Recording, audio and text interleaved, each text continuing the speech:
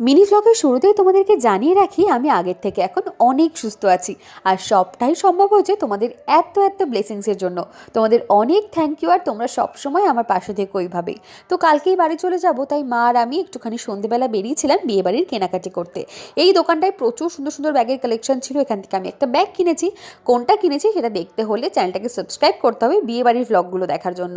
তারপরে চলে গেছিলাম এই দোকানটায়, এখানে শাড়ি, চুড়িদার, তাছাড়া ব্লাউজে লাগানোর জন্য তোমরা প্রচুর সুন্দর সুন্দর পাড় পেয়ে যাবে।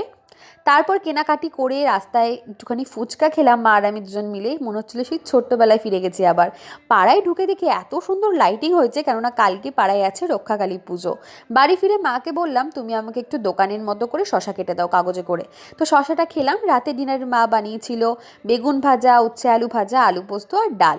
এই দিয়ে ডিনারটা কমপ্লিট করে রোজকার মতো ওষুধটা খেয়ে দিনটাকে শেষ করলাম। দেখা হচ্ছে পরের ভ্লগে। সবাই ভালো থেকো, টাটা।